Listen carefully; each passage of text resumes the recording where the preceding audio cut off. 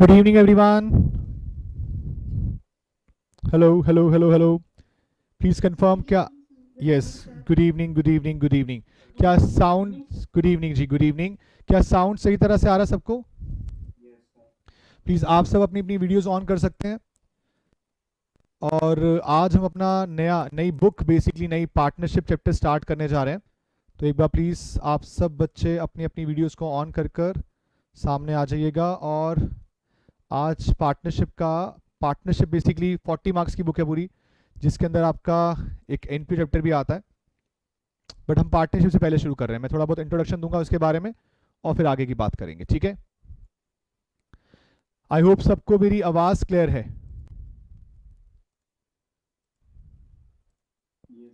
चलिए फिर आगे की बातें शुरू करने से पहले थोड़ा बहुत आपके साथ इंट्रोडक्शन इस चीज के रिगार्डिंग। चलिए जी, तो सब बच्चे बेटा यहाँ पे देखेंगे मेरे साथ। आप सबके साथ मैं स्क्रीन शेयर करता हूँ अभी। एक मिनट दीजिएगा मुझे बस।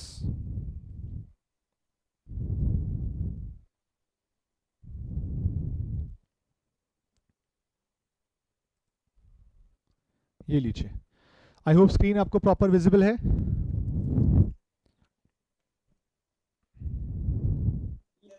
चलिए जी, तो बेटा मैं इस बैच के अंदर आप पार्टनरशिप स्टार्ट करने हम जा रहे हैं। और पार्टनरशिप को शुरू करने से पहले थोड़ा सा इंट्रोडक्शन एक बार और बता दूं कि जो आपका कोर्स कंटेंट है वो कैसे कैसे है। सब बच्चों ने 12th क्लास, बेटा सब सीबीएसई से ही है ना? कोई जो बच्चे आज नए हैं हमारी क्लास के अंदर और काफ़ी दूर दूर से बच्चे हैं, तो वो सब सीबीएसई वाले बच्चे ही हैं? कोई और किसी और स्टेट बोर्ड से तो नहीं? अच्छा, आपका लेकिन कोर्स सेम था ना? ठीक है, कोई दिक्कत नहीं है। तो जी, इसके अकॉर्डिंग हमारे पास, आप सब जानते हैं 12th क्लास के अंदर 3 बुक्स हैं। जो फर्स्ट बुक है आप सबकी, वो बुक एक्चुअली में है एनपीओ प्लस पार्टनरशिप की। और ये कितने मार्क्स की बुक है बेटा? आइडिया है किसी को? एनपीओ एग्जाम में आता है 10 मार्क्स का और पार्टनरशिप एग्जाम में कितने मार्क्स की आती है? 30 मार्क्स की। तो टोटल मिलाकर ये बुक्स कितने मार्क्स की बन जाती है आपकी? 40 मार्क्स। एनपीओ में चैप्टर कितने हैं?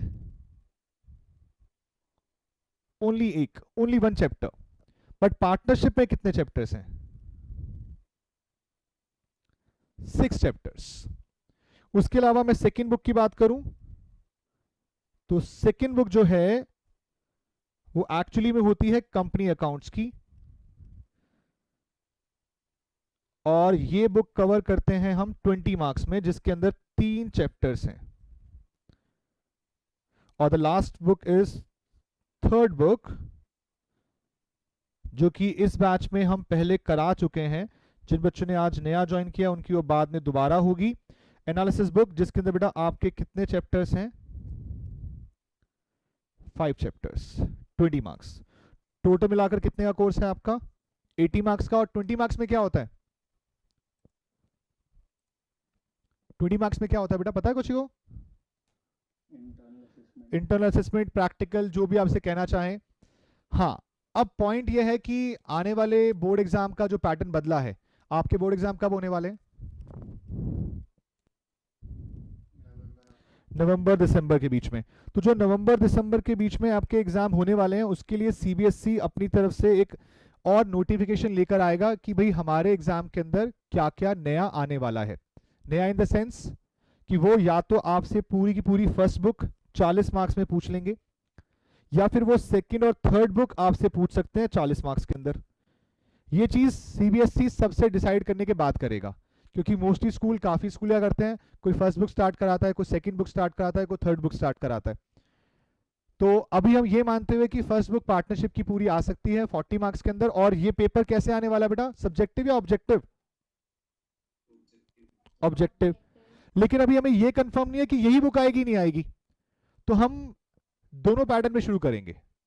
मतलब हम सब्जेक्टिव भी चलेंगे लेकर, और जहां जहां पर मुझे आपको ऑब्जेक्टिव क्वेश्चंस देने की जरूरत पड़ेगी मैं वहां पे ऑब्जेक्टिव क्वेश्चंस भी देना शुरू करूंगा। क्योंकि ऑब्जेक्टिव सीखने के लिए आपको सब्जेक्टिव पहले सीखना पड़ेगा। क्योंकि कोई भी पेपर, कोई भी क्वेश्चन सब्जेक्टिव बनता है पहले, फिर उसी ऑब्जेक्टिव फॉर्म में कन्वर्ट करते हैं हम।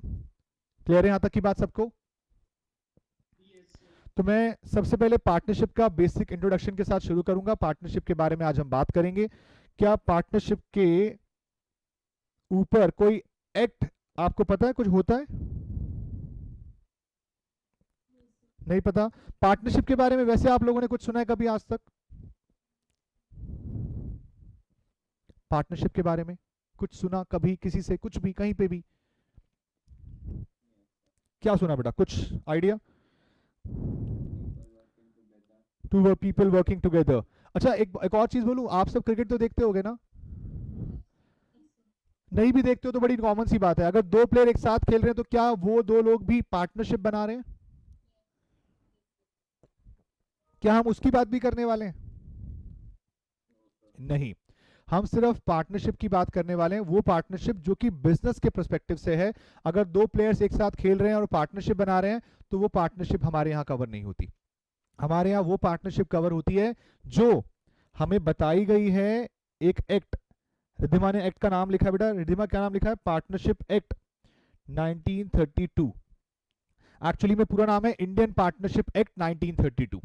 इंडियन पार्टनरशिप एक्ट 1932 यानी कि 1932, यानी कि करीबन आज से 89 इयर्स पहले एक एक्ट बनाया गया, एक रूल बनाया गया। आज भी वही चल रहा है पार्टनरशिप को लेकर। क्या एक सिंगल पर्सन पार्टनरशिप स्टार्ट कर सकता है? नहीं। कम से कम कितने लोग चाहिए? दो। क्या तीन लोग भी हो सकते हैं? क्या 50 लोग भी हो सकते हैं? क्या 100 लोग भी हो सकते हैं? कुछ लिमिट भी है क्या कुछ? आप जब आप यस जब आप 11th क्लास में थे ना, तो आपने एक सब्जेक्ट पढ़ा है, कौन सा? बिजनेस स्टडीज का। आई होप आपने वहां पर नाम सुने होंगे, sole proprietorship, partnership, companies. Companies में भी पब्लिक कंपनी, प्राइवेट कंपनी, कुछ ऐसे नाम सुने थे हमने। तो हमें पहली बार पार्टनरशिप कहीं ना कहीं वहां सुनने के लिए मिला था कि दो लोग मिलकर एक बिजनेस को स्टार्ट करते हैं और उसका प्रॉफिट वगैरह भी आपस में डिस्ट्रीब्यूट करते हैं। कुछ समझ में आई बात मेरी जो मैंने बोली? बेटा ए और बी मिलकर एक बिजनेस को स्टार्ट करेंगे, तो बिजनेस किस चीज का होना चाहिए आपके हिसाब से? लीगल या इलीगल? लीगल। लीगल किस तरह का बिजनेस हो सकता है? एग्जाम्पल कुछ भी आपकी तरफ से जो आपको लगे। फर्नीचर का बिजनेस, और कुछ? किसी भी कम्युनिटी का हो सकता है सर। आप जो काम करना चाहते हो वो अवेलेबल है, लीगल होना चाहिए, बस कोई इलीगल एक्टिविटी इन्वॉल्व नहीं होनी चाहिए उसके अंदर। अच्छा, बिजनेस को स्टार्ट करते हो तो क्या इनिशियली कुछ पैसा इन्वेस्ट करना पड़ता है? क्या बोलते हैं उसको? कैपिटल। कैपिटल कौन लगाएगा? कैपिटल बेटा ए लगाएगा, बी लगाएगा, दोनों लगाएंगे? क्या एक लगाकर क्या एक लगाकर भी बिजनेस स्टार्ट किया जा सकता है? मतलब जी ए बोलता है कि मैं पैसा लगा देता हूं, मैं अमीर आदमी हूं, मैं पैसा लगाता हूं 50 लाख रुपए, तो एक काम कर, सिर्फ काम कर लियो बिजनेस के अंदर, मैं काम करने नहीं आऊंगा, काम तेरे को संभालना है, मैं पैसा लगा सकता हूं। क्या ये अभी भी पार्टनर है? तो ये इनकी म्यूचुअल अंडरस्टैंडिंग है कि ये पैसा दोनों लगाएं, ज्यादा लगाएं, कम लगाएं, एक लगाएं, कैसे भी करें, लेकिन ये अपने बिजनेस को रन कर रहे हैं on the basis of partnership. अच्छा, पार्टनरशिप कर ली तो आपस में क्या मिसअंडरस्टैंडिंग भी हो सकती है? तो मिसअंडरस्टैंडिंग से बचने के लिए एग्रीमेंट, सिंपल लैंग्वेज बोलूं तो एग्रीमेंट। और पार्टनरशिप की लैंग्वेज में बोलूं तो बोलते हैं पार्टनरशिप डीड। मैं छोटी छोटी बातें आपको बता रहा हूं, अभी चैप्टर मैंने स्टार्ट नहीं किया है, मैं सिर्फ जो जनरल बातें कहीं आपने सुन ली हो, स्कूल वगैरह में शुरू हो गया हो, तो वहां की बातें मैं डिस्कस कर रहा हूं। बाकी धीरे करके मैं आपके साथ पूरा डिस्कशन करके आऊंगा इसके बारे में। हमें क्या पढ़ना है? हमें क्या पार्टनरशिप के रूल्स पढ़ने हैं या पार्टनरशिप के अकाउंट्स बनाने हैं? अकाउंट्स बनाने हैं। तो क्या लगता है बेटा, जब आप 11th क्लास में थे तो क्या आपने कोई फाइनल अकाउंट्स बनाए हैं? किसके बनाए थे फाइनल अकाउंट्स? Sole proprietor. बेटा सोल प्रोप्राइटर का मतलब single single owner, single person जो अपना बिजनेस रन कर रहा है, और उसे अपने प्रॉफिट और लॉस निकालने के लिए कौन कौन से अकाउंट बनाने पड़े थे? Trading account, profit and loss account, और एक और चीज क्या बताई बेटा आपने, बैलेंस शीट। ट्रेडिंग अकाउंट में कौन सा प्रॉफिट निकलता था, ये ग्रॉस प्रॉफिट आप कहां भेजते थे, प्रॉफिट एंड लॉस अकाउंट। उसके बाद आपका कौन सा प्रॉफिट निकलता था, नेट प्रॉफिट। इस नेट प्रॉफिट को आप कहां भेजते थे, बैलेंस शीट में, कैपिटल में ऐड। लेकिन एक बात बताओ, ये कैपिटल किसका हुआ करता था, सोल प्रोप्राइटर, सिंगल ऑनर। लेकिन क्या अब हमारे पास एक से ज्यादा ऑनर हैं, दो, और अभी आपके साथ मैंने डिस्कस तो नहीं किया, लेकिन मैक्सिमम कितने होते हैं, 50 होते हैं। मैक्सिमम कितने होते हैं, तो इसका मतलब जो ये प्रॉफिट निकल के आएगा, नेट प्रॉफिट, ये हम मैक्सिमम कितने लोगों में डिस्ट्रीब्यूट कर सकते हैं, 50 के अंदर। बात समझ में आ रही है। तो आपके सामने ये सारा डिस्ट्रीब्यूशन जो किया जाएगा, पार्टनर्स के बीच में होने वाली ट्रांजैक्शन जो है, वो सारी बातें आपको इस चैप्टर के अंदर सीखनी है। और मैं कुछ भी शुरू करूं उससे पहले मैं आपको पार्टनरशिप का बेसिक कुछ बताना चाहता हूं, उसके बाद मैं आपके साथ शुरू करूंगा सारी बातें। पार्टनरशिप जो अपनी वेटेज रखता है, वो कितने मार्क्स की वेटेज रखता है, 30 मार्क्स। और 30 मार्क्स में मैंने आपसे बोला इसके अंदर कितने चैप्टर कवर हो रहे हैं,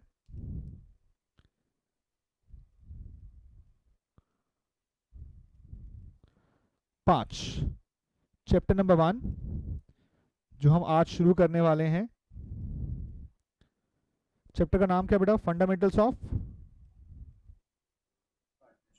पार्टनरशिप फर्म, या पार्टनरशिप, जो भी लिखना चाहें आप। सेकंड चैप्टर भी है, चैप्टर नंबर 2। वर्ड सुना हमने कभी, गुडविल। गुडविल क्या थी बेटा, रेपुटेशन ऑफ द फर्म, और इसकी नेचर और इसका वैल्यूएशन हमें सीखना होगा। चैप्टर नंबर 3, चेंज इन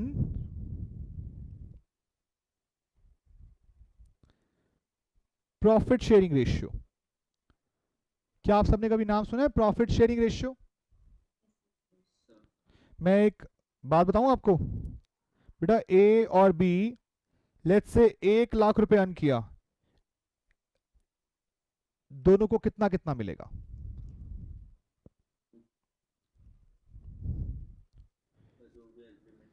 जो भी एग्रीमेंट होगा। बेटा मैं बोलता हूं दोनों का एग्रीमेंट इक्वल का है, हाफ हाफ, तो इसका मतलब 50,000 50,000। अच्छा मैं बोलता हूं इनका एग्रीमेंट है 60-40 का, ये 60-40 हाफ हाफ ये कौन डिसाइड करते होंगे,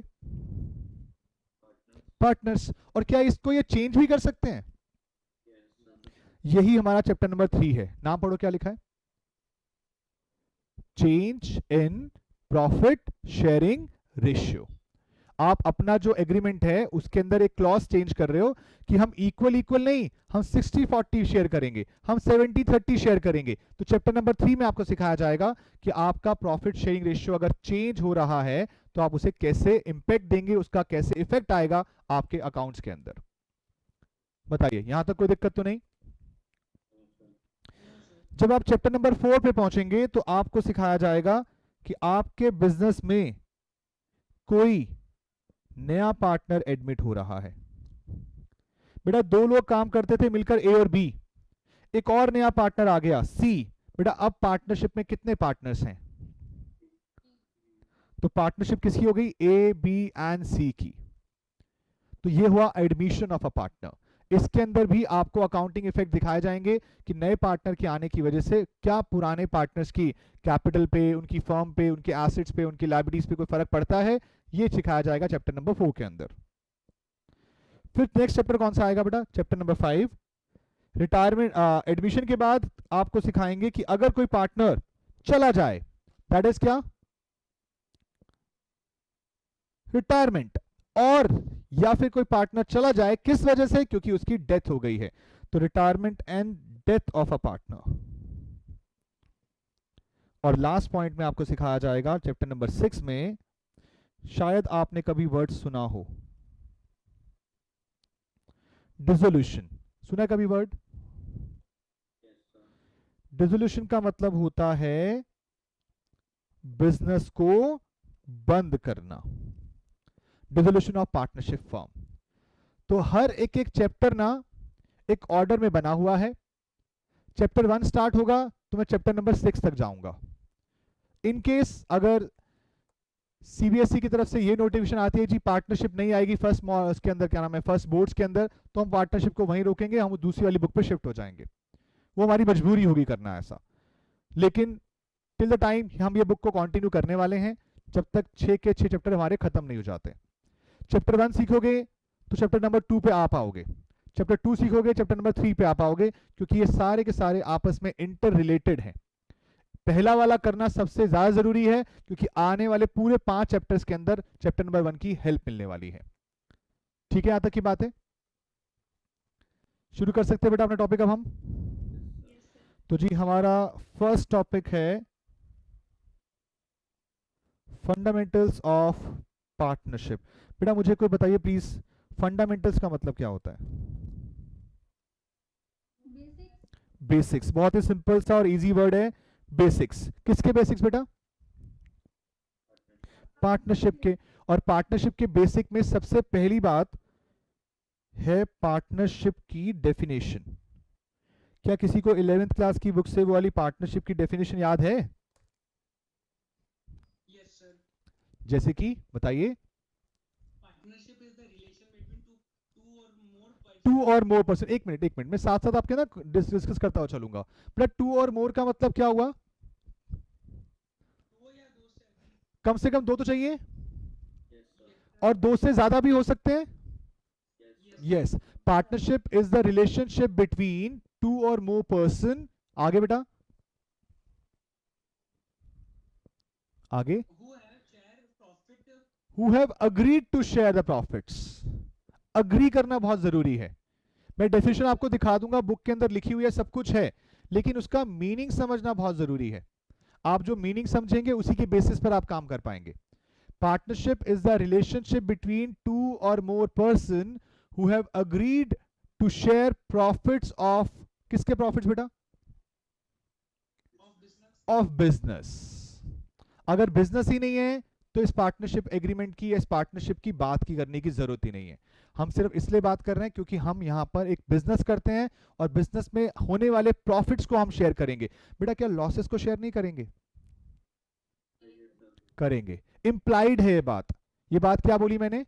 इंप्लाइड है। इंप्लाइड का मतलब है कि ये बात आपको बताने की जरूरत नहीं है, अगर आप प्रॉफिट शेयर करते हैं तो आपको लॉसेस को भी शेयर करना पड़ेगा।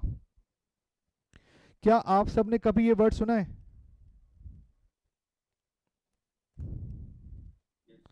माइनर। आई होप, मेरे ख्याल से आप सब के सब अभी 18 क्रॉस नहीं किए होगे। 18 एज तो किसी की नहीं हुई होगी, या किसी की हो चुकी है? चलो कोई एक आधा बच्चा जैसा भी है, लेकिन आप सब अभी पता क्या है, ये आप सब अभी माइनर हैं। माइनर का मतलब जिनकी उम्र 18 साल से कम है। अब अगर 18 साल से उम्र आपकी कम है तो क्या माने आपको, आप समझदार हैं या नहीं है? नहीं है। कानून भी ये कहता है, लॉ भी ये कहता है कि भाई कोई भी पर्सन अगर 18 साल से कम उम्र का है तो वो समझदार नहीं माना जाएगा। इवन आपको पता है वोटिंग के लिए भी कितनी एज है बेटा? 18। तो 18 ईयर से इंडिया के अंदर ये मानते हैं कि भाई 18 साल से कम का बच्चा जो है वो एक तरह से माइनर है, और उसको अभी इतनी समझ नहीं है कि वो किसी कॉन्ट्रैक्ट को साइन कर सके, एग्रीमेंट बना सके। हाँ, उसके पेरेंट्स उसके बिहाफ पर करें बात अलग है, लेकिन वो खुद नहीं कर सकता।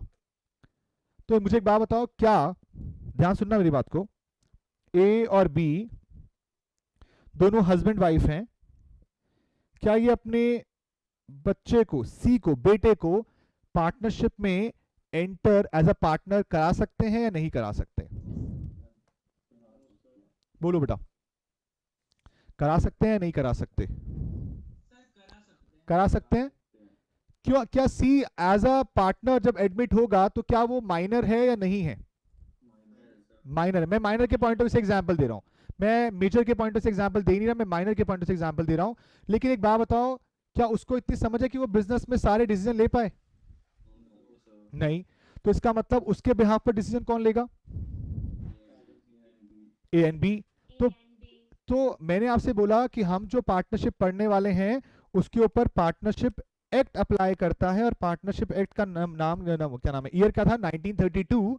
और तब से बात बोली गई है कि अगर ए और बी चाहें तो सी को एडमिट कर सकते हैं, लेकिन क्योंकि वो माइनर है तो हम उसे सिर्फ क्या देंगे? प्रॉफिट। लेकिन उससे क्या नहीं लिया जाएगा? लॉस का शेयर। ये जस्ट बिकॉज ऑफ वो माइनर है उसे बेनिफिट दिया गया है। कोई और पार्टनर होगा जो मेजर होगा, वो ऐसे बात नहीं कर पाएगा, उसको प्रॉफिट और लॉस दोनों के अंदर पार्टिसिपेट करना पड़ेगा। बात समझ में मेरी बात समझ में आई मेरी बेटा सबको? तो जब मैं बात बोल रहा हूं ना, partnership is the relationship between, कोई डाउट है बेटा? मैं दोबारा से रिपीट करता हूं कि अगर आप माइनर हैं तो आपको सिर्फ प्रॉफिट में हिस्सा मिल सकता है, आपसे कोई लॉस के पैसे मांगने नहीं आएगा। लेकिन अगर आप मेजर हैं, मेजर का मतलब 18 साल से बड़ी उम्र के हैं, तो इन दैट केस आपसे आपको प्रॉफिट भी दिया जाएगा, और अगर नुकसान होगा तो आपसे लिया भी जाएगा। समझे? Yes, sir. सो नाउ मैं वापस अपने डेफिनेशन पे आता हूं। डेफिनेशन मेरी क्या चल रही थी? Partnership is the relationship between two और more person who agree to share profits of the business. जब मैंने ये प्रॉफिट ऑफ द बिजनेस की बात बोली, तो इस प्रॉफिट के अंदर लॉसेस की बात भी हो रही है, इंप्लाइड बात है, आपको मानना ही पड़ेगा कि ये लॉस भी है इसके अंदर, लेकिन वो लॉस किसके लिए नहीं है? माइनर के लिए नहीं है। बात समझ में आई? बोलो जी, बताओ, कोई दिक्कत तो नहीं यहां तक? चलिए आगे की बात करते हैं। हाँ बेटा, डेफिनेशन आप आगे कंटिन्यू करो, अगला पॉइंट बताओ। Carried on by all, any of them acting for all. Carried it on by all or any of them acting for all। बेटा बहुत ध्यान सुनेंगे। अभी आप जो क्लास ले रहे हैं वो हमारा, ऑल्दो आप यहाँ पे जो ब्रांड देख रहे हैं ऊपर ये जेटीसी लिखा हुआ है, जितनी त्यागी क्लासेस, ये मेरा सीए का ब्रांड है, लेकिन जो हमारा 11-12 का ब्रांड है वो हमारा है एजेस कॉन्सेप्ट के नाम से। एजेस कॉन्सेप्ट में अंदर हम दो लोग पार्टनर हैं, जितिन त्यागी और आशीष भाटिया सर, जो मैथ्स पढ़ाते हैं। तो जी अगर जितिन त्यागी कोई काम कर रहा है तो वो अपने लिए कर रहा है, आशीष भाटिया के लिए कर रहा है, या एजेस कॉन्सेप्ट के लिए कर रहा है? एजेस कॉन्सेप्ट। इसका मतलब जितिन त्यागी जो भी काम करेगा वो अपने पर्सपेक्टिव से नहीं, बिजनेस के पर्सपेक्टिव से करेगा। बात समझ में आती है? अच्छा, आशीष भाटिया जी अगर कुछ काम करेंगे तो किसके पर्सपेक्टिव से करेंगे? अगर हम दोनों काम करेंगे तो किसके पर्सपेक्टिव से करेंगे? एजेस कॉन्सेप्ट। इसका मतलब चाहे बिजनेस में मैं अकेला काम करूं, चाहे दोनों मिलकर काम करें, काम लेकिन हमेशा सबके लिए हो रहा होगा। चाहे आप एक्टिव पार्टनर हैं, चाहे आप स्लीपिंग पार्टनर हैं। वर्ड सुना है स्लीपिंग पार्टनर? 11th में पढ़ा आपने ये स्लीपिंग पार्टनर। इसका एक और नाम भी होता था, डोमेंट पार्टनर। Very good. तो आप अगर स्लीपिंग पार्टनर हैं, चाहे आप डोमेंट पार्टनर हैं, चाहे आप एक्टिव पार्टनर हैं, आपका प्रॉफिट आपको दिया जाएगा, क्योंकि काम जो हो रहा है वो आप सबके लिए हो रहा है। बात समझ में आती है? तो पार्टनरशिप की डेफिनेशन को मैं यहां पर अब आपके सामने एक बार जो बुक लैंग्वेज है वो भी दिखाता हूं, उसके बाद आप पूरा का पूरा डिसाइड कीजिएगा कि फाइनली आपके लिए क्या है।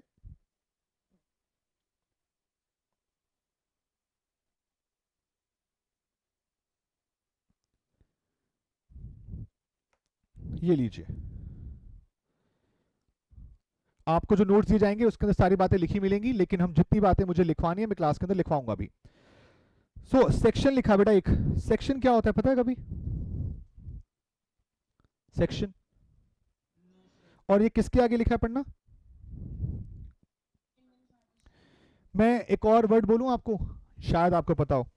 क्या कभी आपने स्कूल में मजाक में बचपन में कभी भी किसी को बोलते हुए सुना है कि ये बहुत 420 है?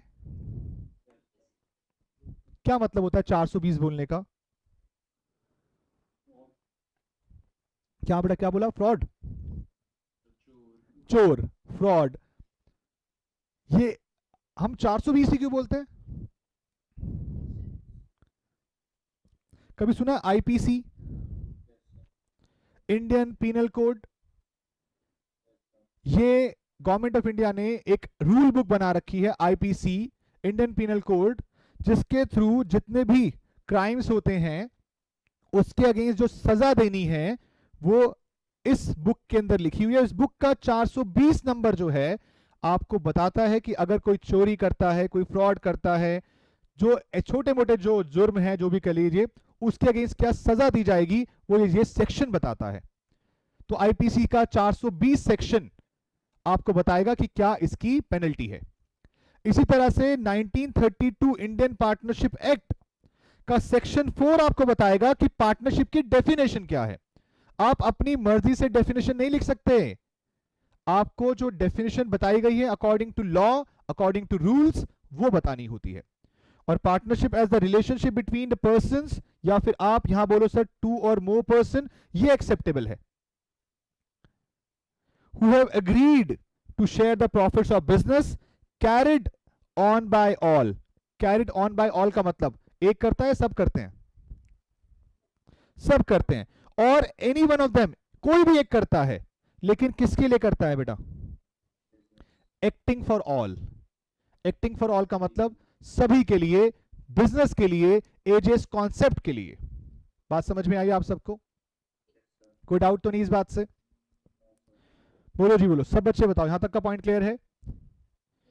तो जी तो जी इसके बाद अगला पॉइंट, छोटा सा पॉइंट बेटा, मिनिमम नंबर ऑफ पार्टनर्स कितने चाहिए आपको? 2। और मैक्सिमम नंबर ऑफ पार्टनर्स, पढ़ना क्या लिखा हुआ है?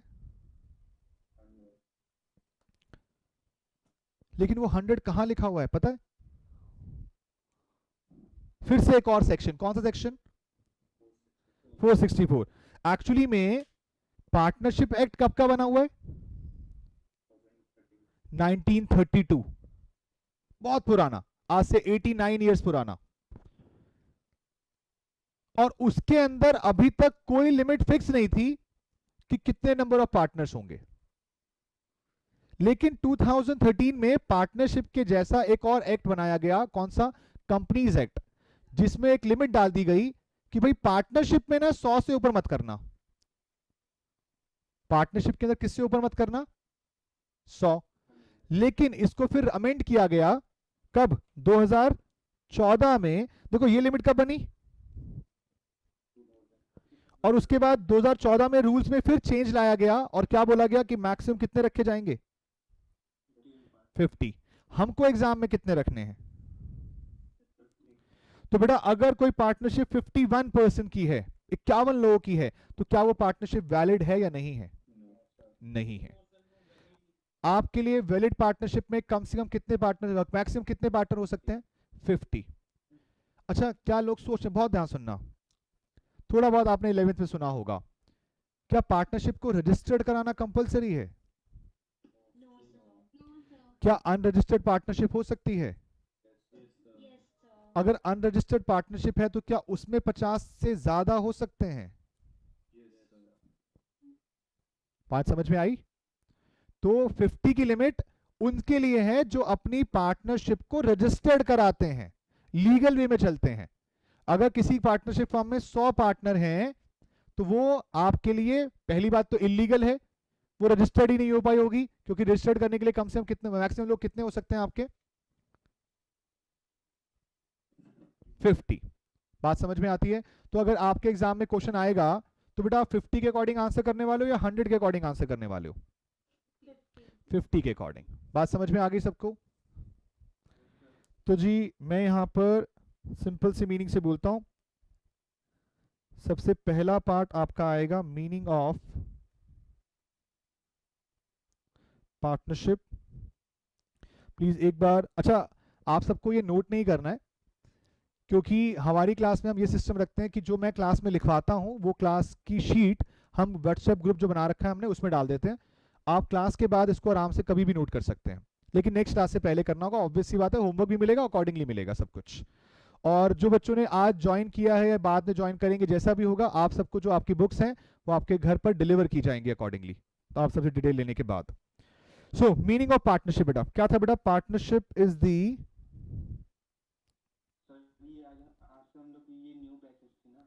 हाँ जी बेटा, फिर से बोलो, क्या बोल रहे हो? आज से सर आज से जो क्लासेस हो रही है मतलब कि अकाउंट्स न्यू बैचेस है ना।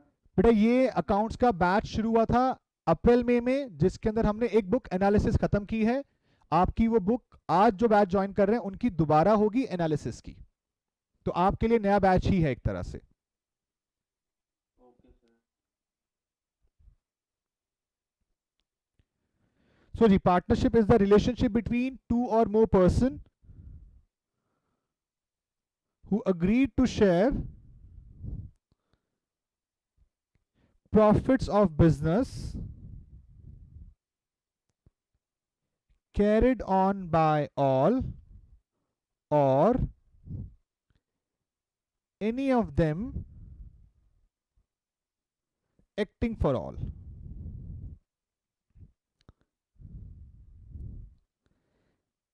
Here profit also includes loss sharing.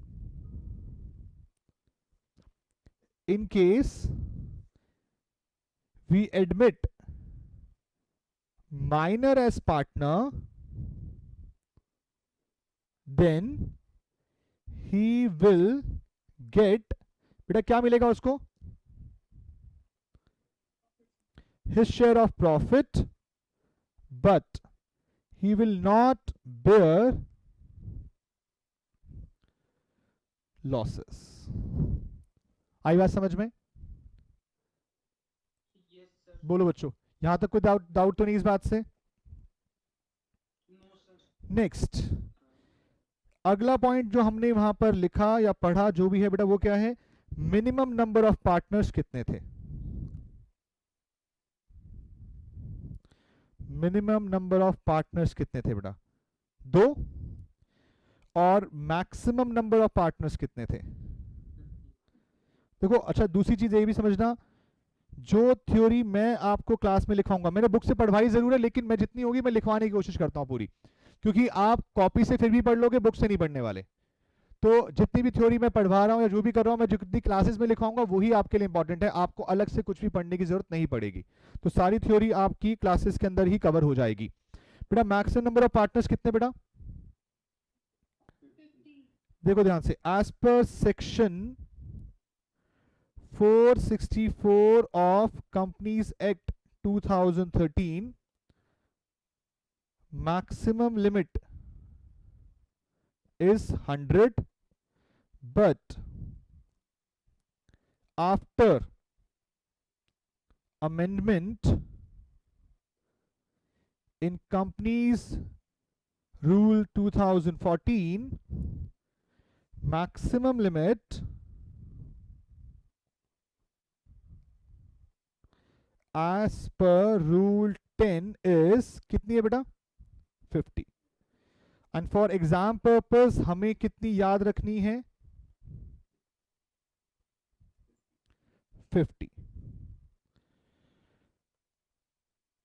This limit is applicable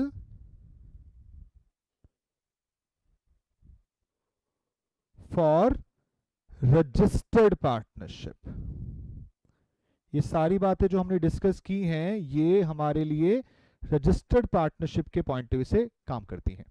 अगर अनरजिस्टर्ड है तो 50-50 की कोई बातें नहीं होती, फिर लोग चाहे 200 रखें चाहे 2000 रखें, उससे हमें कोई फर्क नहीं पड़ता। बात समझ में आती है बेटा? यहां तक कोई दिक्कत तो नहीं? सर अगर इसमें मेरे माइंड में थोड़े दोनों ही ऑप्शन है 50 और 100 मैक्सिमम पार्टनर के अंदर, तो फिर हम और ऑप्शन है एक बोथ ए एंड बी, तो फिर हम क्या लिखेंगे? बेटा एक बात बताओ, ये किसकी बात हुई है? Exam purpose. एग्जाम मतलब पेपर, और उसके आगे कितना लिखा हुआ है? 50।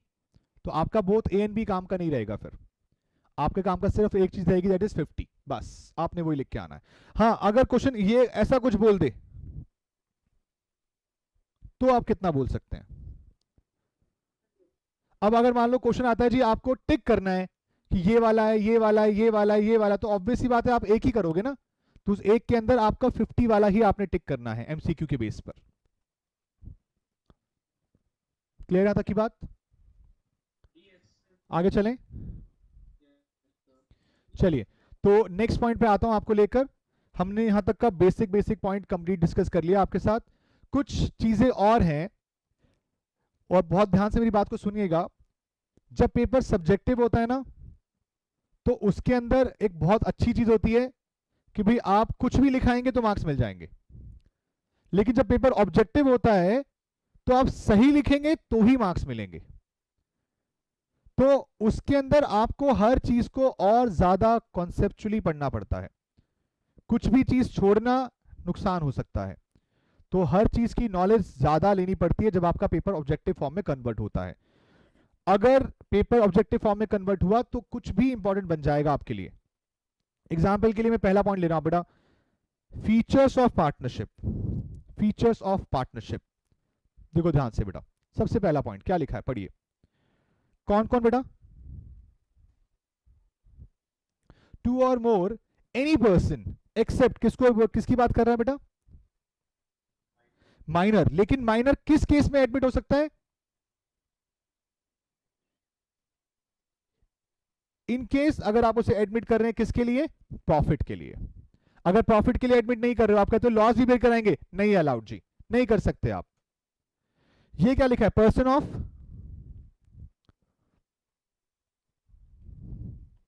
अनसाउंड माइंड, कभी वर्ड सुना? दैट इज मतलब क्या होता है अनसाउंड माइंड?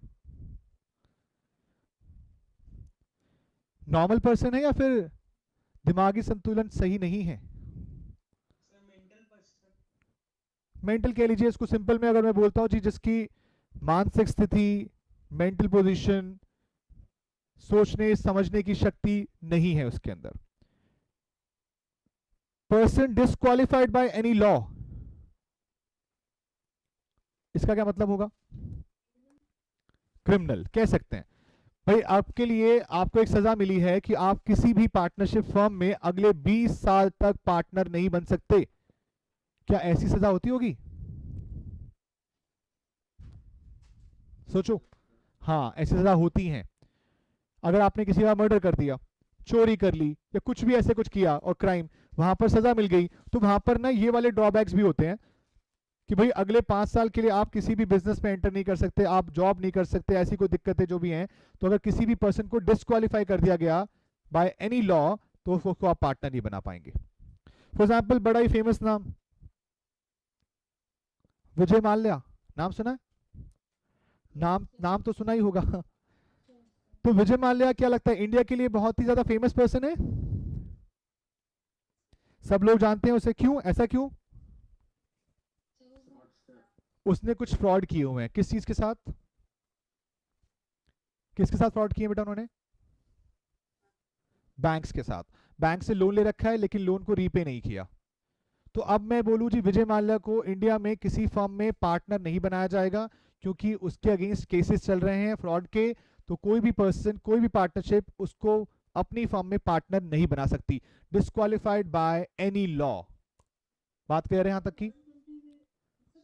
हाँ बेटा, फॉरेन कंट्री का हमें क्या करना, हम तो किसकी बात कर रहे हैं? इंडियन पार्टनरशिप एक्ट की। फॉरेन कंट्री में तो वो रह भी रहा है और आराम से रह रहा है। और फॉरेन कंट्री की कोर्ट्स कहती हैं जी, कोई भी ऐसा क्रिमिनल यहाँ पर आकर रह रहा है तो हम उसे भेजेंगे नहीं यहाँ से, क्योंकि वो हमारा सिटीजन है, आप उसे हाथ नहीं लगा सकते। इंडिया वाले वापस क्यों नहीं ला पाते? क्योंकि बाहर की जो, और खासकर यूके, यूके में ऐसे लोगों को अच्छे से पनाह मिलती है। जो जो लोग भागे हैं वो सारे कहाँ जाके बस जाते हैं। तो कभी कोई बड़ा फ्रॉड करना हो तो यूके एक जगह है ऐसी, तो वहां पे कुछ सेटिंग करके रखना पहले से, ठीक है? चलिए अगला पॉइंट देखो बेटा, फीचर्स में एक और पॉइंट क्या लिखा है? एग्रीमेंट बिटवीन, कौन से बेटा? जो फॉरेन गवर्नमेंट्स हैं। देखो एक फ्रॉड बताओ, फॉरवर्ड जो फ्रॉड किया आपने वो इंडियन गवर्नमेंट के लिए किया या फॉरेन गवर्नमेंट के लिए किया? तो इंडियन गवर्नमेंट जब तक फॉरेन गवर्नमेंट को ये प्रूफ ना करवा दे कि भाई फ्रॉड एक्चुअल में जेन्युइन है, तब तक फॉरेन गवर्नमेंट हाथ नहीं लगाएगी। फॉरेन गवर्नमेंट उसे उसे फॉरेन गवर्नमेंट अरेस्ट करेगी, इंडियन गवर्नमेंट को सौंप देगी, भाई ले जाओ। बट ये प्रूफ करना आसान काम नहीं है, बड़ा मुश्किल काम हो जाता है। समझ रहे हो? तो अगर वहां पे कुछ गलत करेगा तो वहां की गवर्नमेंट सजा देगी, यहां पे कुछ गलत करेगा तो यहां की गवर्नमेंट सजा देगी, लेकिन इन दोनों गवर्नमेंट्स के आपस के रिलेशन कैसे हैं इन चीजों को लेकर वो बहुत मैटर करता है। अब मैं आपको बोलता हूं बड़ी सिंपल सी बात, विजय माल्या वहां पर एक अच्छा टैक्स पेयर वो है पर्सन, अब आप सोचो वहां से उसको लेकर आना इतना मुश्किल होगा, क्योंकि लंदन गवर्नमेंट के लिए वो एक अच्छा इंसान कह लो, अच्छा टैक्स पेयर कह लो, जो मर्जी कह लो, इंडियन गवर्नमेंट में क्या किया उससे क्या फर्क पड़ता है इस बात से, समझ रहे हो बात को? तो ये बहुत जरूरी होता है आपको जानना कि क्या कर रहे हैं यहां पर। बेटा प्लीज ये पेन लाइनिंग वगैरह नहीं, हाँ जी यहां तक की बात क्लियर है सबको बेटा? नाउ अगले पॉइंट की बात करते हैं बेटा। हाँ मैं एग्रीमेंट की बात कर रहा था, एग्रीमेंट बिटवीन द पार्टनर्स। बेटा पार्टनर्स के बीच में एग्रीमेंट होना जरूरी है, जिसको हमने डीड का नाम दिया। क्या ये रजिस्टर्ड कराना भी कंपलसरी होगा? नहीं। अगर आप रजिस्टर्ड नहीं कराओगे तो आप क्या बोले जाओगे, कौन सी पार्टनरशिप हो आप? अनरजिस्टर्ड। अगर आप रजिस्टर्ड करा लेते हो तो आपको क्या बोला जाएगा? Registered partnership. और क्या ये रजिस्टर्ड कराने के लिए आपका जो डॉक्यूमेंट है वो रिटर्न में होना चाहिए, ओरल में होना चाहिए? रिटर्न में होना चाहिए। किसी भी चीज को अगर रजिस्टर्ड कराना है तो पहले उसको रिटर्न में आपको रजिस्टर्ड कराने के लिए रिटर्न फॉर्म में लाना पड़ेगा। क्या ओरल पार्टनरशिप भी हो सकती है? लेकिन क्या वो जेन्युइन वैलिड मानी जाएगी? उस केस में क्या डिस्प्यूट के चांसेस ज्यादा हैं? तो अगर आप चाहते हैं कि कोई भी पार्टनरशिप करें तो हमेशा उसके अंदर क्या होना चाहिए, एक रिटर्न एग्रीमेंट। बात समझ में आती है? नेक्स्ट, हाँ जी बेटा। सर अगर वो मतलब रजिस्टर्ड ना हो पार्टनरशिप तो सर ये सारे फीचर्स तो नहीं फॉलो होंगे। देखो अनरजिस्टर्ड है तो फिर आप अपनी मर्जी से जो मर्जी करो, जितने भी फ्रॉड होंगे ना फिर आपको आपस सेटल करने पड़ेंगे, फिर आपका कानून आपकी हेल्प नहीं करने वाला, क्योंकि आपने उनके अकॉर्डिंग बात मानी ही नहीं है। ठीक है, लेकिन कुछ ऐसे प्रोविजन भी आपको बताऊंगा, जब कोई आप आपस में सेटलमेंट नहीं करते हैं तो फाइनली क्या होता है, लड़ाई झगड़ा होता है। लड़ाई झगड़ा होता है तो कहां जाते हो, कोर्ट में जाते हो। कोर्ट कहता है जी इन्होंने क्या, इनका एग्रीमेंट लेके आओ, वो कहते हैं जी एग्रीमेंट नहीं बनाया, तो कहते हैं जी फिर हम जो बोलेंगे अब आपको मानना पड़ेगा। तो फिर कोर्ट के पास पावर चली जाती है और कोर्ट इंडियन पार्टनरशिप एक्ट के अंदर ही जो बातें लिखी हैं उसके अकॉर्डिंग ही काम करता है। ठीक है, नेक्स्ट थर्ड पॉइंट की बात करते हैं। थर्ड पॉइंट है बेटा एंगेजमेंट इन बिजनेस। मैंने आपसे बोला था दो प्लेयर अगर एक साथ खेल रहे हैं तो वो भी पार्टनरशिप है, लेकिन उसकी बात नहीं करेंगे, सिर्फ बात किसकी होगी, जो बिजनेस में एंगेजमेंट होगा तभी, वरना नहीं। फोर्थ पॉइंट है शेयरिंग ऑफ प्रॉफिट्स, प्रॉफिट्स को बांटना। It also includes losses. Fifth point है बेटा business can be carried on by all or any one of the partners acting for all. ये भी हम डिस्कस कर चुके हैं, सारे काम करे चाहे एक काम करे, लेकिन काम सबके लिए करेंगे। और द लास्ट पॉइंट इज, जो नया पॉइंट है आपके सुनने के लिए समझने के लिए, रिलेशनशिप ऑफ, किसका रिलेशनशिप है बेटा ये, प्रिंसिपल एंड एजेंट। मैं अगर हिंदी में बोलूं तो मालिक और नौकर। एजेंट, नौकर वर्ड करना एक्चुअली में थोड़ा सही नहीं होगा, लेकिन आपके एम्प्लॉय हैं आप। एजेंट एक तरह से क्या है, एम्प्लॉय की तरह काम कर रहा है, या प्रिंसिपल जो है मालिक की तरह काम कर रहा है। अगर ए ने बी को बोला जी ये काम करना है, तो क्या बी करेगा या नहीं करेगा? करेगा। और बी ने बोला जी ए आपको ये काम करना है, तो क्या ए करेगा या नहीं करेगा? नहीं, मर्जी नहीं है, दोनों एक दूसरे के लिए प्रिंसिपल और एजेंट का रिलेशनशिप रखते हैं। ए बोल रहा है जी बी आपको ये काम करना है, तो बी को करना होगा। हाँ अगर वो गलत काम करने के लिए बोल रहा है फिर तो ऑब्वियस सी बात है मर्जी उसकी चलेगी, लेकिन अगर जेन्युइन ट्रांजैक्शन है, बिजनेस के लिए काम करना है और बिजनेस के लिए बेनिफिशियल हो सकता है, तो आपको एक दूसरे की बातें माननी भी पड़ेंगी और मनवानी भी पड़ेंगी। लेकिन सुनिएगा, तीन पार्टनर है बेटा, दो लोग मिलकर सी को इन्फ्लुएंस कर रहे हैं, क्या मेजॉरिटी जीत जाएगी या सी की अपनी भी पावर काम कर सकती है? बोलो बेटा, क्या ए और बी मिलकर सी को इन्फ्लुएंस कर सकते हैं? बोलिए, बाकी सब भी बोलो भाई, बाकी सब भी बताओ।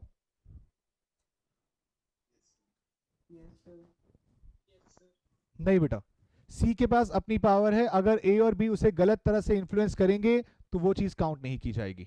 मैं आपको एग्जांपल दूं, ए और बी हस्बैंड वाइफ हैं, सी एक पर्सन है, ए और बी कहते हैं जी हम अपने बेटे डी को पार्टनरशिप में लाएंगे, सी मना कर रहा है, किसकी बात मानी जाएगी, ए बी की या सी की?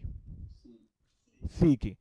ऐसे मैटर्स जहां पर सी को फर्क पड़ता है कि भाई डी अगर आ जाएगा तो ये 3 लोग हो जाएंगे, मैं अकेला रह जाऊंगा, तो वो अपनी कंसेंट देने से मना कर सकता है और ए और बी को बात माननी पड़ेगी। हाँ, उसके बाद पार्टनरशिप फर्म बंद हो जाए बात अलग है, लेकिन सी के पास पावर है अपनी बात को रखने का कि भाई मैं आपकी बात नहीं मान रहा, आप भले ही मेजॉरिटी हो लेकिन मैं तब भी आपकी बात मानने से मना कर सकता हूं। आई बात समझ में? चलिए, कुछ थोड़ी सी बात और रहती है, मुझे थोड़ी बहुत बातें और डिस्कस करनी है आपके साथ में। अगला पॉइंट लिखा है बेटा, meaning of partnership deed. Partnership deed क्या था? एक एग्रीमेंट था। एग्रीमेंट रिटन और ओरल दोनों तरह से हो सकता है, लेकिन उस एग्रीमेंट को अगर आप रिटन फॉर्म में बनाएंगे तो आपके डिस्प्यूट के चांसेस बहुत कम हो जाएंगे। A partnership is found by an agreement. The agreement may be either oral or written. It is always better to have the agreement in writing to avoid any dispute. बहुत ध्यान सुनेंगे मेरी बातों को। अब अगर आपने एक पार्टनरशिप बनाई जिसमें ए और बी दो लोगों को रखा गया, इन दो लोगों के बीच में एक एग्रीमेंट बना, तो एग्रीमेंट के अंदर आपके अकॉर्डिंग क्या क्या बातें होनी चाहिए? सबसे मोस्ट इंपॉर्टेंट बात कि सर हम अपना प्रॉफिट कैसे डिवाइड करेंगे, प्रॉफिट शेयरिंग रेशियो। बहुत ध्यान से मेरी बातों को सुनना और जवाब देना। बेटा ए और बी दोनों मिलकर एक बिजनेस स्टार्ट कर रहे हैं, क्या मैं कह सकता हूं कि ये पार्टनरशिप बिजनेस है? अगर ये पार्टनरशिप बिजनेस है तो जी ए ने बिजनेस स्टार्ट किया, 10 लाख लगाए, बी ने स्टार्ट किया, बी कितने लगाए बेटा?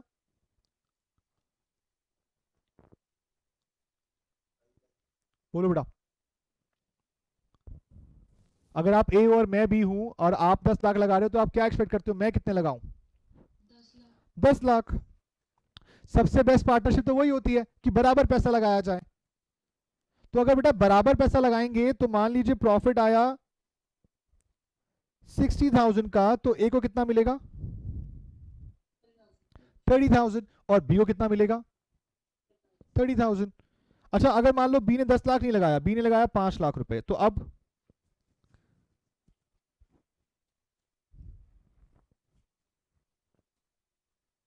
क्या लगता है आपको?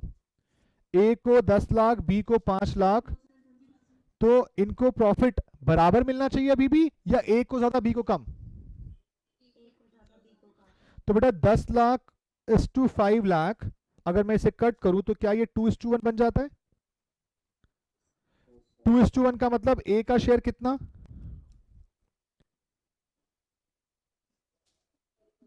2/3 और बी का शेयर कितना? 1/3। आपको 2:1 निकालना समझ में आया? 10 लाख 5 लाख। अच्छा, अगर दोनों 10 लाख होते तो 1:1, मतलब 1/2 1/2। कोई दिक्कत? आप दोनों का टोटल कर कर डिनोमिनेटर में ले जाते हो। बेटा मान लीजिए ऐसा कुछ होता, A B C 3 partner, 30 lakh 30 lakh 40 lakh और 30 लाख। अब बताओ क्या होता? ना, 30 40 30, 3 4 3, 3/10 4/10 3/10। देखो, बताओ, मुझे डाउट है तो कुछ तो।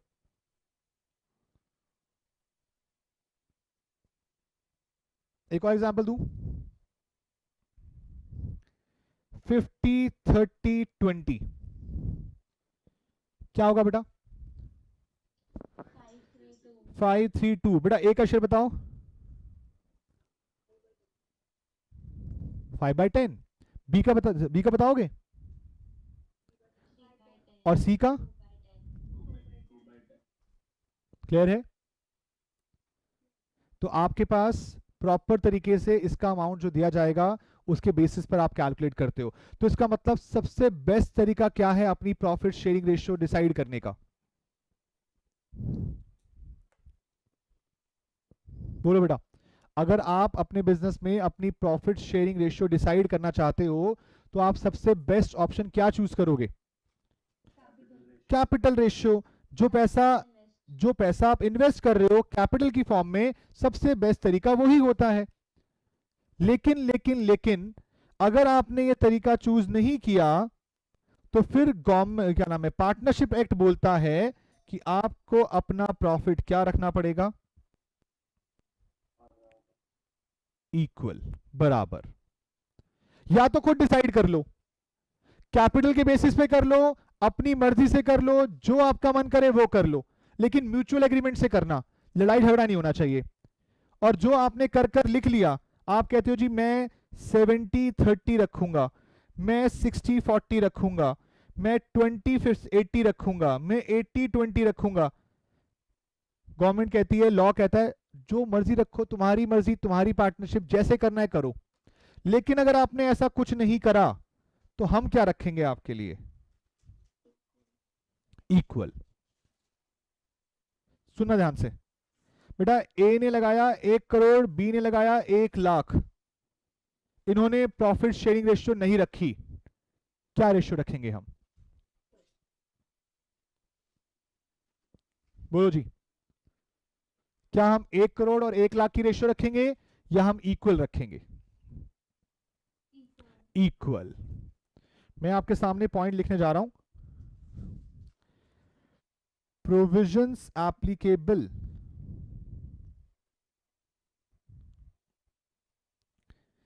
in the absence of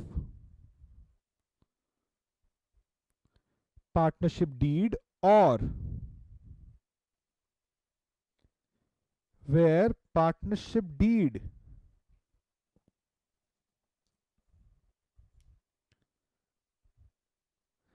is silent about certain provision।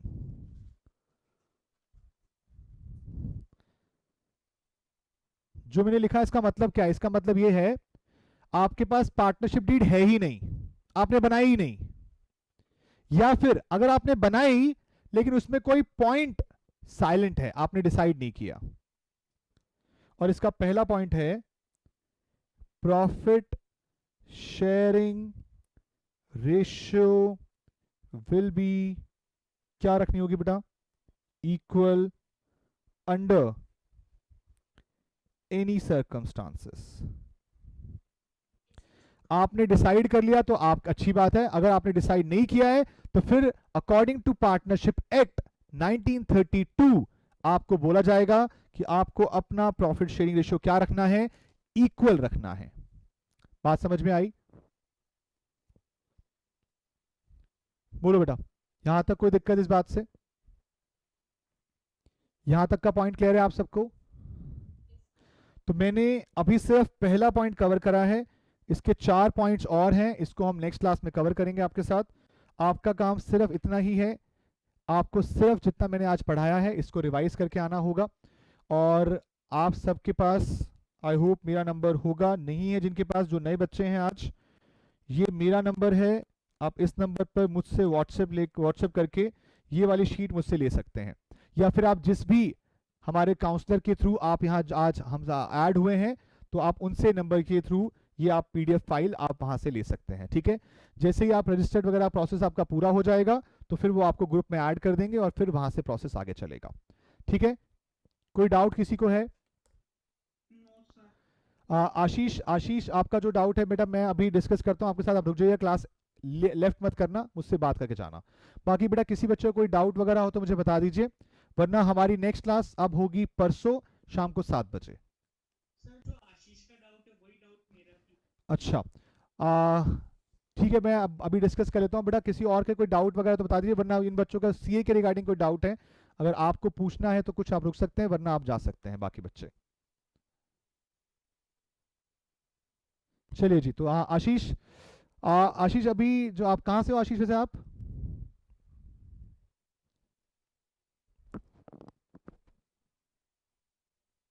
आशीष है या चला गया? आशीष है नहीं मेरे ख्याल से। हाँ बेटा मैं आपसे आशीष भी तो है, आशीष आवाज आ रही है मेरी? यस, बदरपुर दिल्ली से ही है। तो आशीष और जो बच्चा बेटा, आपका नाम क्या बेटा, जिनका एक और था, पूनम।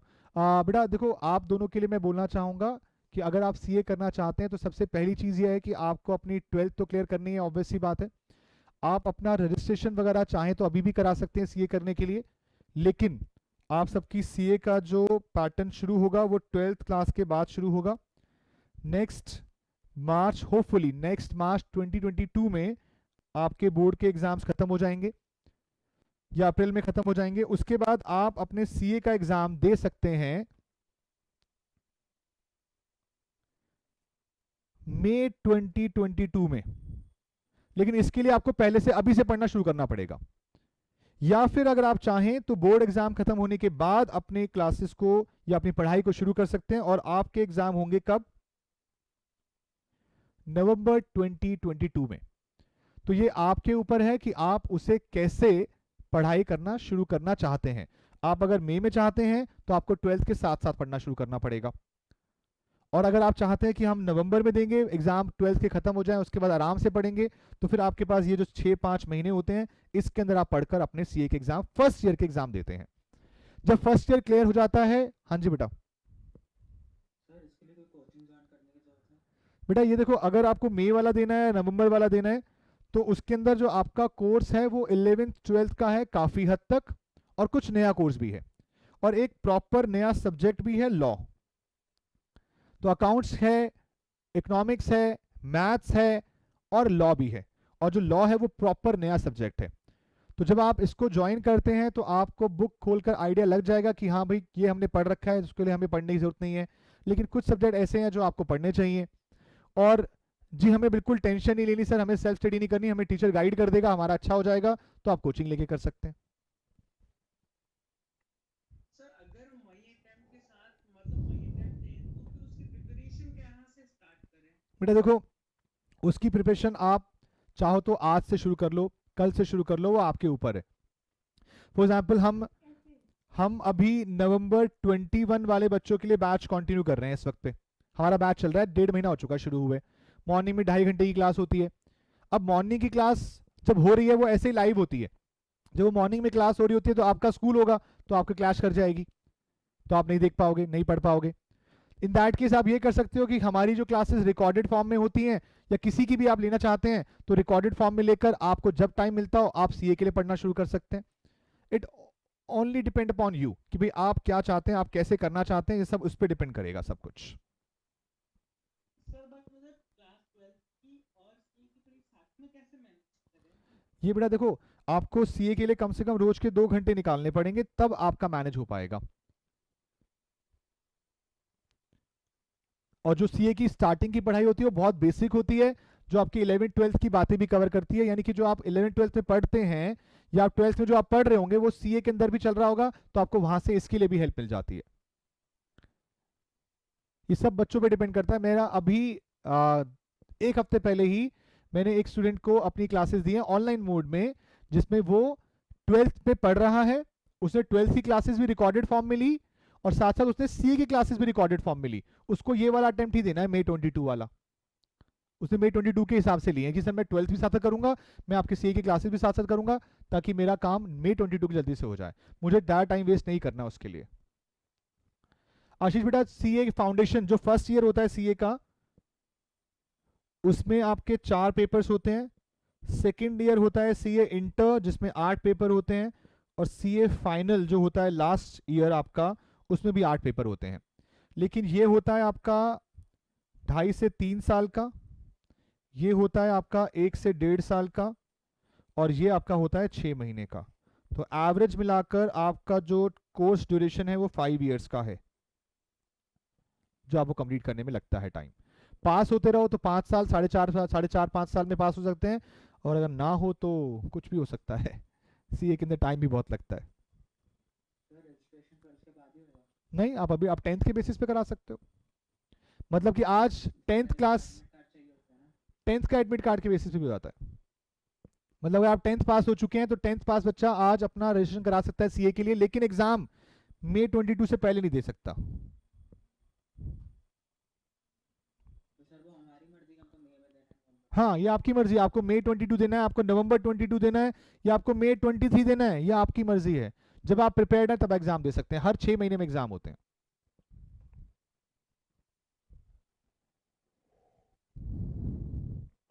बताइए और कुछ। आशीष, अगर आप सीए इंस्टीट्यूट में रजिस्ट्रेशन कराते हैं तो आपको सीए इंस्टीट्यूट से कुछ बुक आती हैं फीस पे करने के बाद। दूसरा, आप जहाँ से उसकी कोचिंग लेते हैं वहाँ से भी बुक आती हैं। जैसे फॉर एग्जांपल मेरी अकाउंट्स की 2 बुक जाती हैं। अभी तो नहीं पड़ी, आपकी 12th वाली पड़ी है वैसे मेरे पास तो यहाँ पर। तो ऐसे करके एक हमारी सीए की बुक भी आती है जो कि आपको प्रोवाइड करते हैं हम क्लासेस के साथ। 12th की 3 बुक आती हैं, सीए की 2 बुक आती हैं, तो अकॉर्डिंगली आपके कोर्स के बेसिस पे डिपेंड करता है। तो वो बुक्स आपको जल्दी होने वाली है बेटा। सब कुछ हो गया आपका प्रोसेस पूरा, बस मेरे ख्याल से कल डिस्पैच हो जाएगी तो एक दिन में पहुंच जाएगी आपके पास।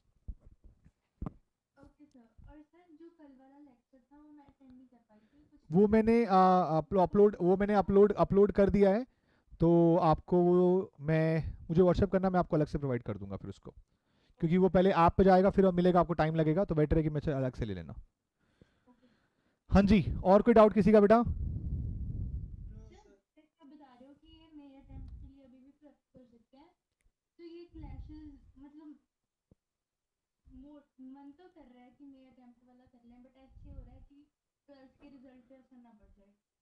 नहीं देखो, अब देखो एक चीज़ ये भी है कि अगर आप मे वाला देना चाहते हैं तो उसके लिए आपको रिकॉर्डेड फॉर्म में ही पढ़ना पड़ेगा। मतलब आपके पास क्लास आ जाएंगी, आप रोज अपनी एक क्लास देखो, अराउंड 60-70 क्लासेस हैं अकाउंट्स की, 60-70 मैथ्स की, 60-70 इकोनॉमिक्स की, 60-70 लॉ की। अब आपको ये रूटीन बनानी पड़ेगी, रोज पढ़ना भी पड़ेगा, मन भी करेगा नहीं करेगा, तो वहां पर बच्चों क्या होता है वो ढीले पड़ जाते हैं और उससे 12th पे भी फर्क पड़ जाता है। तो सबसे बेस्ट मैं तो ये बोलता हूँ जी, अपने 12th अच्छे से करो। 12th के बाद आपको 6 महीने मिलेंगे पढ़ने के लिए, लाइव पढ़ो, या उस वक्त पर गवर्नमेंट अलाउ कर चुकी होगी फेस टू फेस आके पढ़ो, आमने सामने बैठ के पढ़ो, और तब अपने एग्जाम नवंबर 22 में दो इजीली, कोई दिक्कत की बात ही नहीं।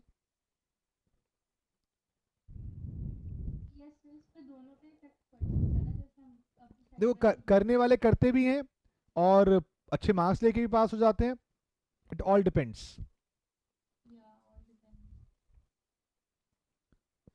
आशी बेटा बताया मैंने, फाउंडेशन में 4 हैं, इंटर में 8 हैं, सेकंड ईयर में, थर्ड ईयर में फिर से 8 हैं, तो टोटल मिलाकर 20 पेपर्स होते हैं।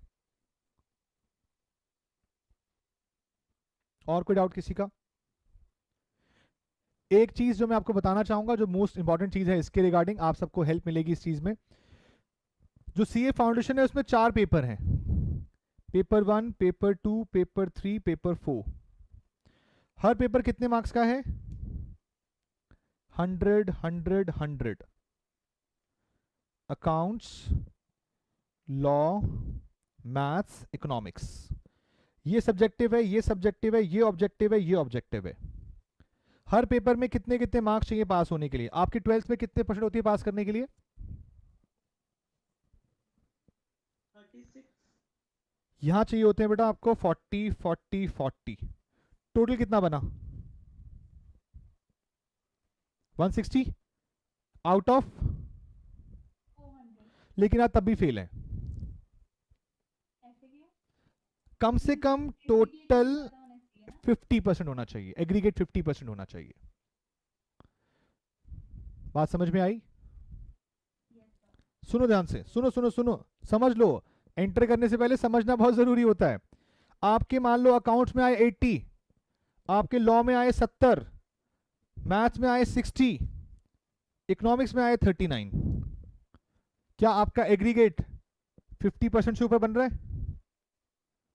अराउंड आपका बन रहा है 249 बन रहा है। 400 में से 249, ये बन जाता है करीबन 62%। क्या आप पास हैं? पास है या नहीं है? किस में नहीं है? सब, अब सब में नहीं है। यस, किसी में भी 40 से कम, 6.5 महीने खराब होंगे। लेकिन ये सिर्फ फर्स्ट ईयर में ऐसा है। अगर आप सेकंड ईयर में है ना, और सेकंड ईयर में ऐसा होता है आपके साथ, तो फिर आपका सिर्फ एक पेपर देना होगा, 3 नहीं देने होंगे। क्यों? क्योंकि अगर आपके 60 मार्क्स आ गए या 60 प्लस मार्क्स आ गए, तो ये पेपर आपका मान लिया जाएगा कि आप इसमें पेपर अपना एग्जेम्प्ट करा चुके हो। एग्जेम्प्ट का मतलब होता है कि अब ये पेपर आपको नहीं देना पड़ेगा, कि आपको अच्छे से आता है, अब आप छोड़ दो उसको, आप सिर्फ 39 वाला दे दो ना दोबारा बस। लेकिन फर्स्ट ईयर में चारों देने पड़ते हैं।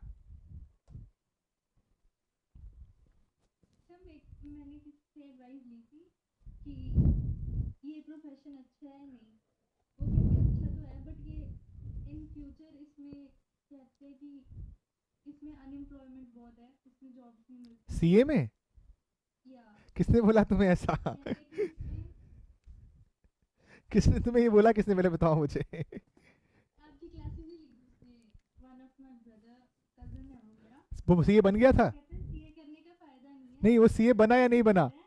सीए बना या नहीं बना? फाउंडेशन क्लियर हुई है उसकी, हाँ, और कहता है कि कह रहा था कि मैं सीए कर रहा हूँ बट तुम सीए वगैरह मत करना, तुम लॉ वगैरह कर लेना, इसमें फ्यूचर कम नहीं है, कहते हैं इसमें अनएम्प्लॉयमेंट हो जाएगी फ्यूचर में जाके।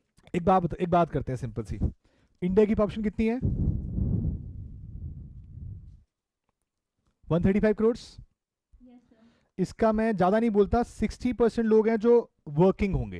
मैं बच्चे बच्चे हटा दिए, औरतें भी हटा दी, कुछ भी कर लिया, 60% करीबन हो गया आपका। वर्किंग ये आपका वर्किंग पॉपुलेशन कितना हो गया? 83 गेस नंबर ऑफ सीएस कितने होंगे इंडिया में? अराउंड एक कितने? 2 लाख। 2, 1-2 करोड़ होंगे। 1-2 करोड़। और कोई गेस करेगा? 10 करोड़। गेस करो, गेस करो।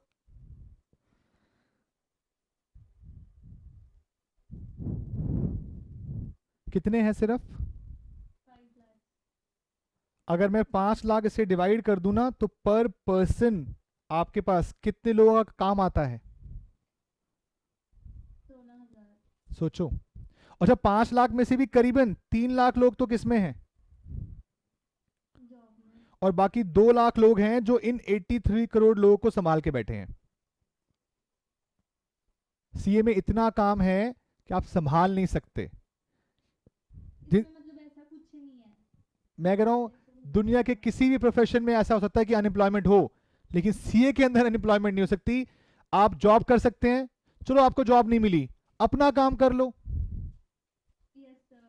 इसमें अपना काम तो सबसे ज्यादा बेटर होता है इस केस में, सबसे ज्यादा बेटर होता है, समझे? तो यस सर। ये देखो, मैं एक बात बोलूं, प्रैक्टिकल बात है।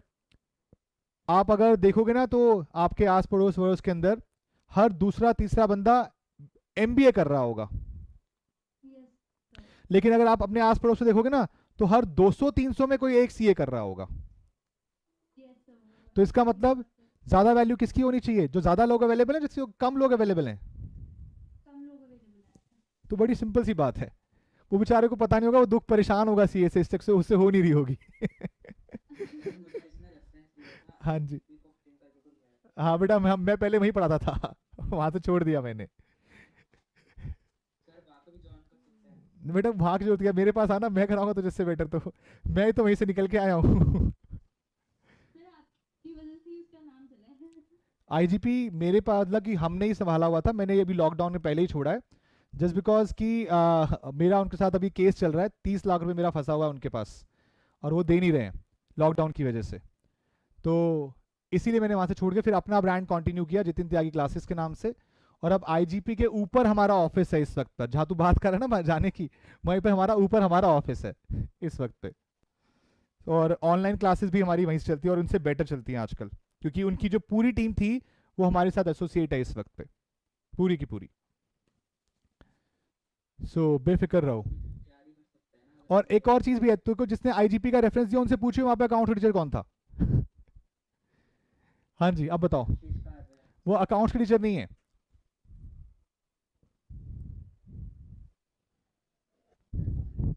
मैं था। एक मिनट रुक।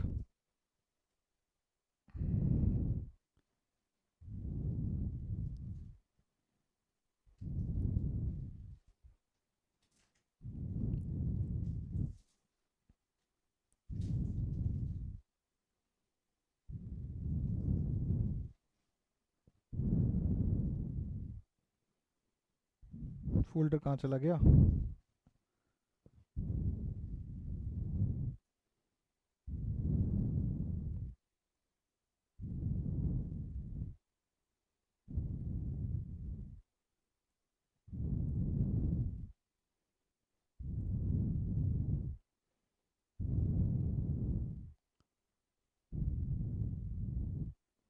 ये देख,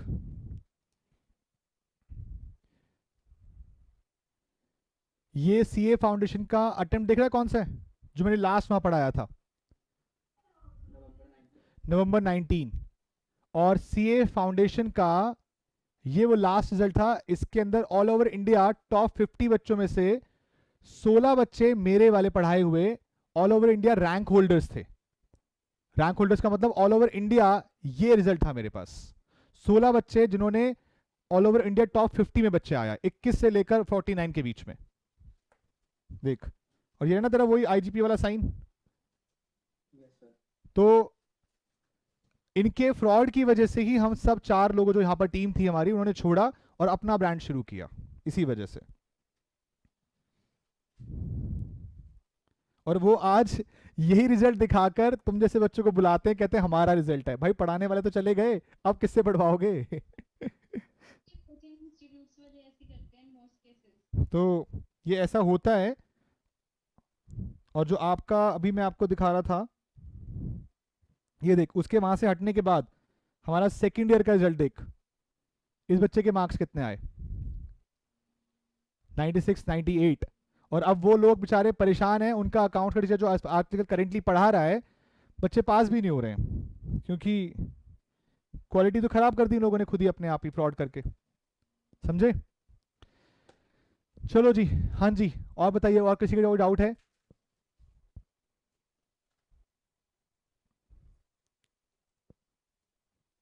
डन भाई, फिर चलें आगे करें। तो फिर नेक्स्ट क्लास आपसे आगे बात करेंगे बेटा। और अकाउंट्स बेटा, अकाउंट्स आशीष, सिर्फ अकाउंट्स, और कोई एक्स्ट्रा नहीं, सिर्फ अकाउंट्स। क्योंकि एक और पढ़ना भी उन्हीं से हमेशा जो सिंगल सब्जेक्ट पढ़ाते हूँ, क्योंकि अगर कोई 2-3 सब्जेक्ट पढ़ाता है तो वो सिर्फ पैसे बना लेगा आपसे, लेकिन वो क्वालिटी प्रोवाइड नहीं कर पाएगा। क्योंकि क्वालिटी तभी मिलती है जब कोई सिंगल टीचर एक चीज़ में स्पेशलिस्ट हो।